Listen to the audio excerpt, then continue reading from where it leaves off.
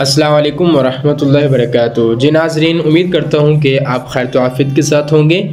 हमारे इससे पहले के जो लेक्चर्स हैं, उम्मीद करता हूँ कि आप ने उनको अच्छे अंदाज में सुन भी लिया होगा, समझ भी लिया होगा और उसकी प्रैक्टिस भी कर ली होगी।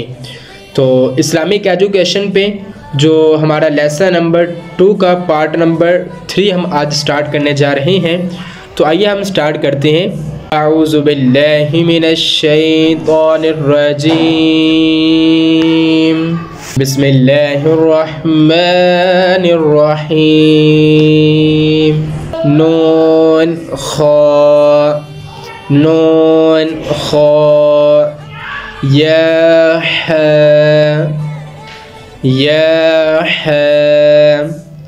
बा जीम या मीम बा मीम नून मीम ता मीम। आपको पता होना चाहिए किस हरफ के ऊपर दो नुक्ते आते हैं, ता के ऊपर। ओके, फ़ा मीम या।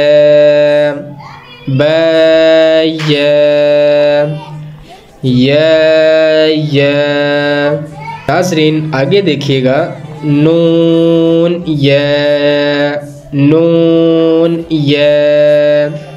ता या फ़ा या। आपको पता होना चाहिए 3 नुक्ते किस हरफ के ऊपर होते हैं, फ़ा के ऊपर। फ़ा या नून बा लाम ता नून लाम बा या लाम या ता लाम फ़ा लाम नून बा नून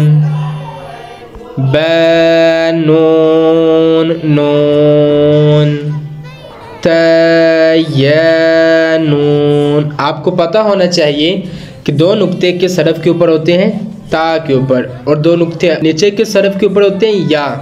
तो यहाँ पर दोनों चीज़ें इस्तेमाल हो रही हैं, पहले ता, सेकंड पे या। ओके, ता या नून या ता नून फ़ा नून जीम हा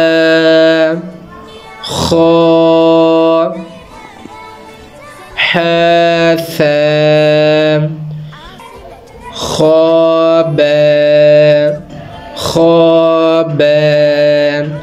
जीम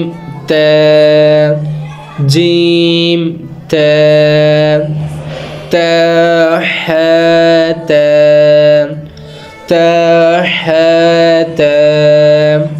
जी नाज़रीन, आज के लिए इतना लेसन काफ़ी है। तो उम्मीद करता हूँ कि आपको लेसन नंबर 2 के पार्ट नंबर 3 की अच्छे अंदाज में समझ आ गई होगी।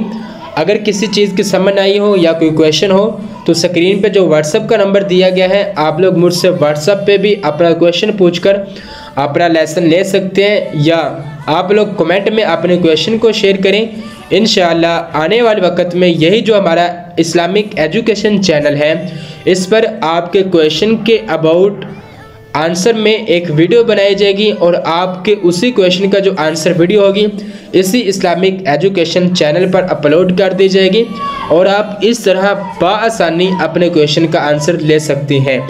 आखिर पे मेरे इस इस्लामिक चैनल एजुकेशन को आप लोग सब्सक्राइब एंड लाइक कर दें और इसको आगे दोस्त अहबाब में शेयर भी करें ताकि वो भी इस इस्लामी तालीमात से मुस्तफ़ीद हो सकें। बाकी मुझे दुआ में रखिएगा। ओके, अल्लाह हाफ़िज़।